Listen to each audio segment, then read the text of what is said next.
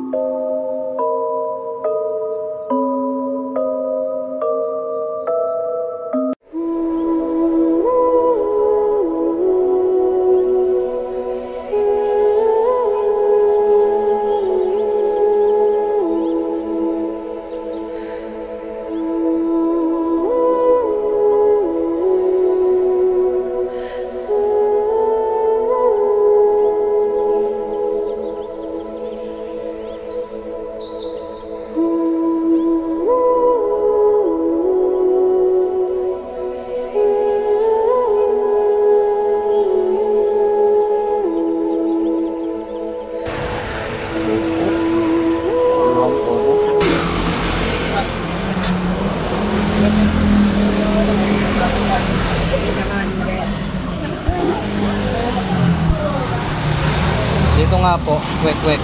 Magkano isa niya? Ano lalagay? Suka o matamis? Matamis. Ilan? Isa lang po.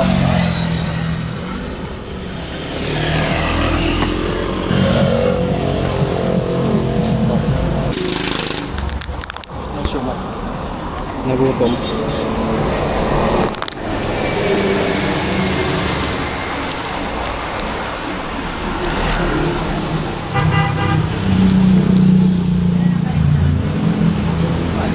Nagutom kami, guys.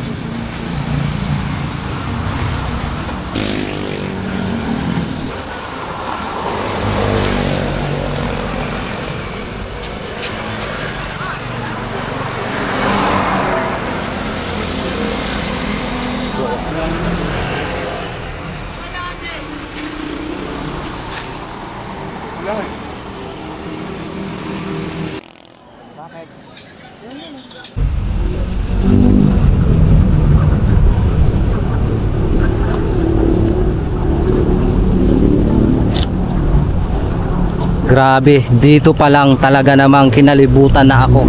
Tumaas na agad yung mga balahibo ko.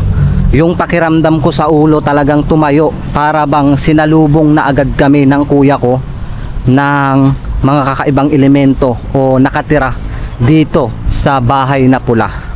Ayan, welcome po ulit sa YouTube ng Mendoreñong Mangyan. Panibagong vlog po tayo ngayon. Dahil mula Mindoro ay pinuntahan ko itong sinaunang bahay na matagal na nakaabandona. Ayan, kasama natin yung kuya ko, si Kuya Ryan. Hi guys. Hindi natin nakasama yung team dahil medyo malaki ang gagastusin pagkasama sila. Kaya samahan nyo kaming i-explore ng kuya ko ang isang abandonadong bahay dito sa Ildefonso, Bulacan. Grabe. Tabi-tabi po. So dito tayo. Mamaya tayo papasok dyan, guys. Pero lilibutin muna natin itong buong palibot. Kung makikita nyo, talagang matagal ng panahon na nakaabandon natin. Ano, napakatibay. Hindi mauga. Dito tayo. Tabi-tabi po. Itong bahay na pula ay maraming binuwis na buhay. Dito sa tinatapakan namin, dito maraming namatay or inilibing. At itong bahay na pula daw, guys, na pagtanungan namin, marami ditong mga nagpaparamdam, mga umiiyak, humihiyaw, para bang humihingi ng saklolo. Grabe. Bago tayo pumasok sa bahay na pula, ay ipapakita ko muna sa inyo yung likod ng bahay. Kung meron man po kayong nakikitang kakaiba o elemento, it's time na mag-comment po kayo. Tabi-tabi po. Pero bati, grabe ang laki, sinalubong. Tabi-tabi po. Yan yung may hukay dito. Ano kaya ibig sabihin ng hukay? Guys, may hukay dito. Napakalalim ng hukay. Tsaka may tubo. Hindi naman tubig yan. Diba? Tinukayan ka mo ng ano yan, kung ano man dyan. So, explore natin tong buong palibot. Ibig sabihin, itong bahay na pula ay napakaluwang pa dahil may mga establishmento pa ditong nakatirik, oh. Hanggang dito. Uy, ano yun? Nakakatakot dito, baka may ahas, guys. Kagatin tayo kasi napakasukal na talaga. Tingnan nyo, dito sa part na to biglang humangin. Napansin nyo ba? Pero walang hangin dun sa kabila. Ito lang, biglang humangin dito ng malakas. Napakasukal na. Tabi-tabi po. Anong taon pa yan? Sira na yung mga... Sira-sira na. Napakatibay talaga ng pagkakagawa, diba? Pero mo, matagal na panahon na hindi pa siya natitibag. Hanggang dito, ang luwang pala ng area ng bahay na pula na to. Sa palagay nyo, itong bahay na pula ay may nakatago pang kayamanan. Marami na rin dito nag-explore, nag-paranormal expert. Marami silang nakitang kakaiba o meron pang mga kaluluwang hindi nananahimik dito. Ano to? Sementeryo? Kabaong? Parang nicho. Pansin nyo ba, guys? Parang nicho. Nicho siya. Ah, ito. So, nandito na tayo sa kabilang area. Tingnan nyo. Tabi-tabi po. May bowl pa dito. Tabi-tabi. Kung meron man po ditong mga kakaibang nilalang, sana iwag nyo kaming gambalain. Ah, may pinaka ano nakakatakot dito. Baka may ahas. Deposito yan. May deposito. Deposito ng CR. May deposito ng CR. Matibag yan. Pasok pa rin sa ilalim. Ano nyo, may deposito ng CR. Ano naman yung mga bakal? Iba pa. Mga bakal. Yan yung mga unang panahon. Tingnan nyo yung bakal, guys. Diba? Kaiba yung bakal.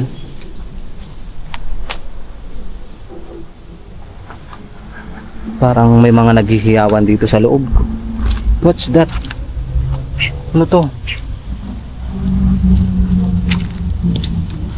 May bowl. So tingnan nyo yung paligid, oh. Galing ng pagkakagawa na bahay na pula. Kaya tinawag na bahay na pula kasi nga kulay pula.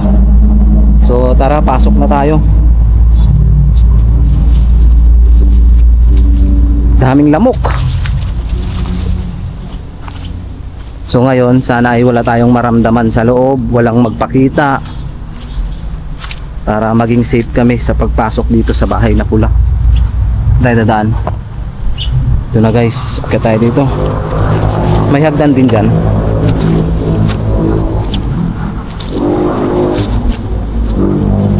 Parang may tunnel sa loob. Tunnel yata yung ilalim yan.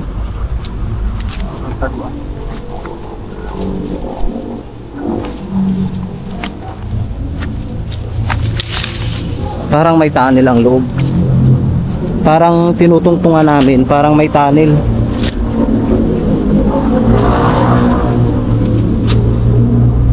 Grabe, oh. Tagal na panahon na. Tsaka may tiles pa sa taas, nilagyan pa ng tiles. So baba tayo, ingat lang dahil baka may ahas. Ah, may tunnel. Ginawa ng tunnel, may tunnel dito, guys. Ito yung tunnel sa ilalim, oh.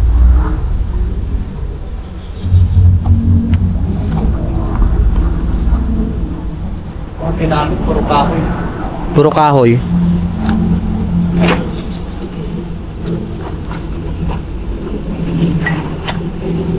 Tibay oh. Sobrang taas.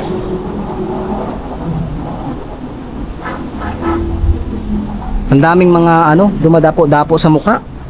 Yung mga lamok-lamok. Ito, part ng kusina, tingnan nyo. Part siya ng kusina. Kung makikita nyo, maganda pa rin siya. May tiles. Tiles pa rin. Ano ba yan? Itabi po. Ilan? May tunnel. May tunnel guys. Ha? Pagmasdan nyo yung taas. Kakaiba yung gawa, no? Puro kahoy na mataas. Puro kahoy na ginamit. Puro kahoy. Naririnig mo? Ano yon? Pusa? Pusa po, batang umiyak. Ano yun? Lakbo. Ano yun guys? Kala ko batang umiyak. Narinig nyo ma? May batang umiiyak o pusa? May parang tunnel dito. Oops, delikado. Guys, tingnan natin, may parang tunnel dito. Ano yan, tunnel? Taguan? Underground. May underground siya. Guys, oh, may underground yung ano, bahay na pula. Tingnan natin baka may cobra. Tabi-tabi. Tabi-tabi po. Pirabati. Meron ako ditong asin. Patong lang to, magdadalaw. Saan? Pabutas nga. Hahagisan natin ang asin kung merong kakaibang nilalang dito. Guys, may asin dito guys. May asin. May underground kasi sa ilalim. Yan, pengi. Guys, anong prutas to? Kakaibang prutas oh. Meron tayong asin. Ihahagis natin dito sa bahay na pula. May mga prutas ditong nakatanim oh. Sa ano? Oh. Yan, asin. Asin. Asin. Asin. Asin. May asin guys. Grabe oh. Taas. Taas na puro kahoy. Grabe. Hindi mo talaga maakyat. Puro kahoy na. Ito pa oh. Tsaka ang galing ng pagkakagawa niya. Hindi normal yung pagkakagawa ng bahay na pula. Yun yung paligid.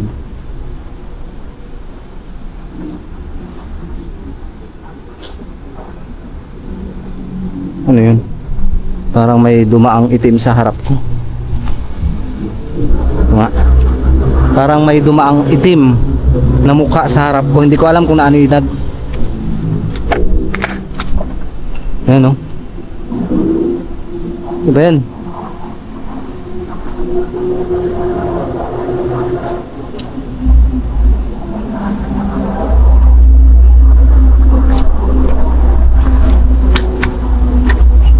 Parang matibag. Giba yan. Nagigiba na yan, nagigiba na yan. Nagigiba na yan. Ha? Bagsak na doon sila.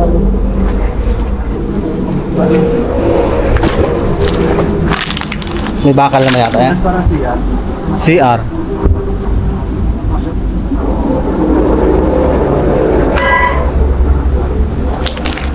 Taas ng bahay na pula na to.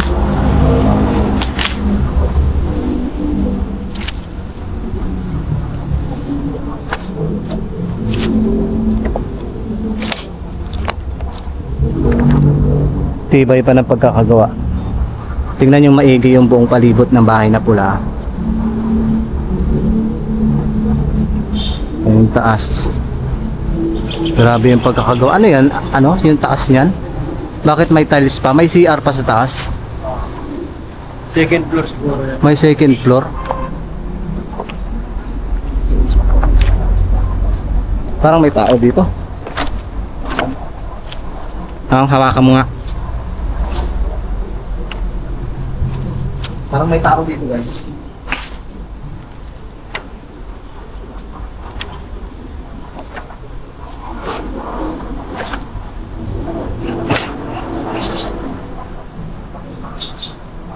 Ano, meron? May humihiyaw dyan? Parang may tao.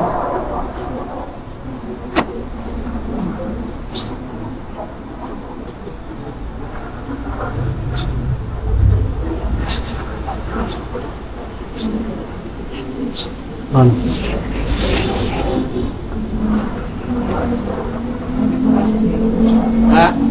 Parang may ang dito.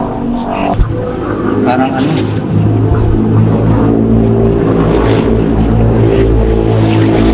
Nakakatakot.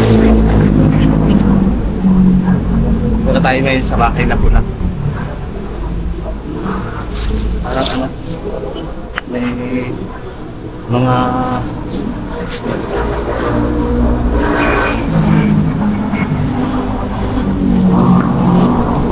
grabe. Taas.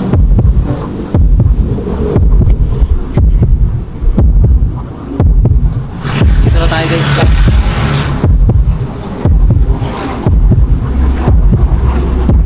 Kinakabahan ako.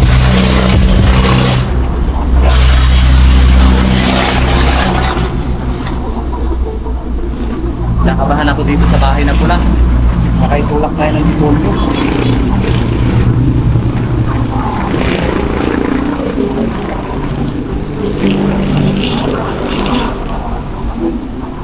Parang ano, tinutulak tayo ng demonyo. Parang matibag. Parang matibag guys.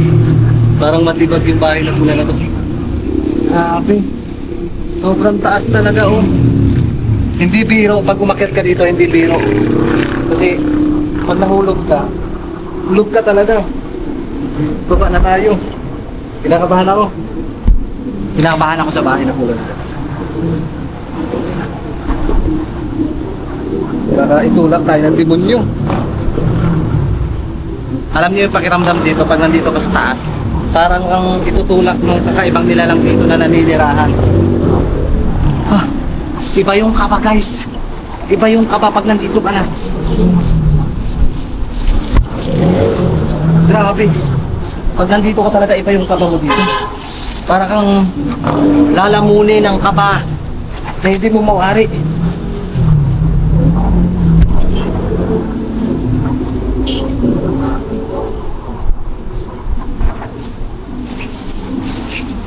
Diba? Nandito na tayo ngayon sa taas ng bahay na pula. Pero sinusubukan pa rin natin explore yung buong palibot. Yun nga lang, baka pag-explore natin matibag.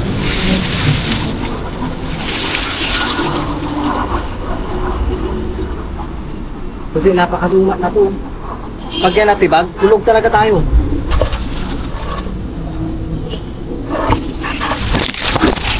So guys, nandito na tayo ngayon sa taas ng bahay na pula. At least na-explore natin. Na-enjoy. Diba? Tatanawin lang naman natin yung palibot. Kasi hindi natin malalaman kung ano yung makikita natin.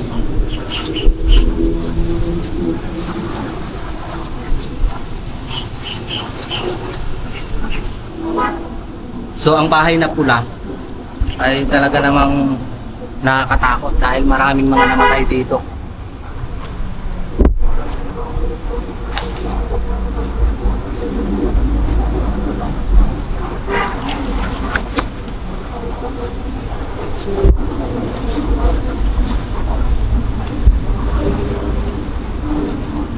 Dito lang tayo sa tiles.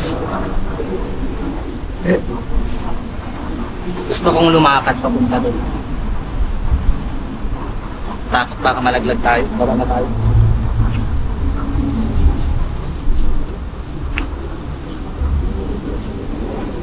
Guys, baba na tayo guys. Baba na tayo. At least na-explore natin itong bahay na pula dito.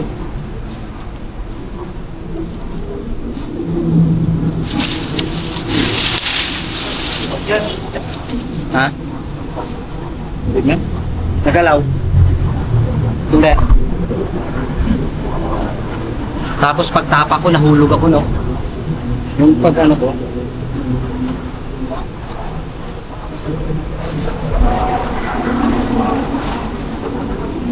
Baka matibag. Nakakatakot yan, baka matibag.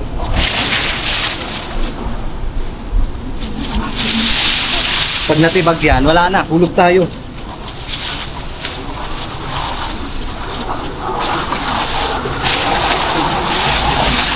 So, pababa tayo guys.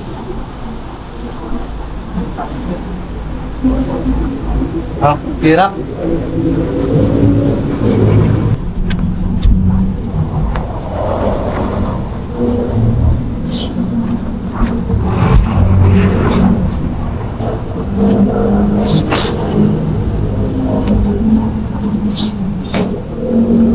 Ayan na guys, sumababa na si MM. Sinubukan niyang akyatin. Kadami ano? Daming lamok. Dami lamok, kagat ng kagat. Grabe. Naakyat na natin. Ah, matibay din pala yun. Maganda sana kung naakyat natin taas. Naglakad tayo doon, oh. Diba? Napakatibay din. Naman pala tayo malalaglag dyan. Ingat-ingat lang. Kaso baka tumibag. Wala na. Hulog na. Ha? Hanggang second floor malaki.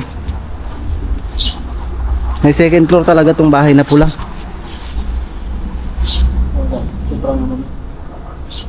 Luma na. Luma na nga lang guys. Kaya ganito na yung nangyari.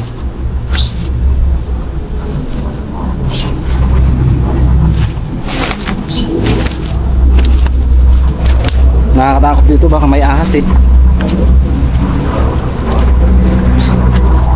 So ito na yung ilalim ng tunnel. May tunnel pala yung bahay na pula.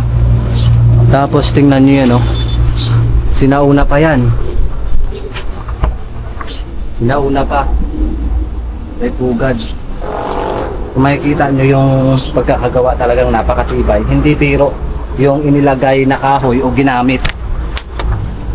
Tapos yung ginamit na yero, ibang klase. Grabe.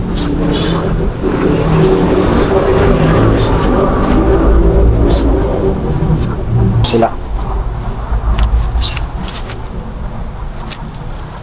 Mabuti, walang ahas. Kasi kung may ahas, delikado. Kung may ahas dito, mapapalaban tayo. Diba? Hindi natin alam kung ano pa yung meron dito sa bahay na pula. Basta ang alam lang natin ay merong mga nagpaparamdam dito. At maraming kinitil na buhay dito. Dito rin inilibing. Tandamatayan. Tsaka hindi siya ginamitan ng ano, paganda ng pagkakagawa. Napakadami lang ditong lamok. Pag mag-overnight ka dito, ubusin ka ng lamok.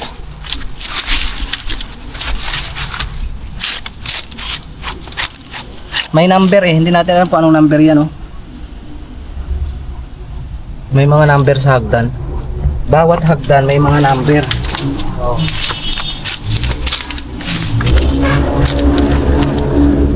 Diba?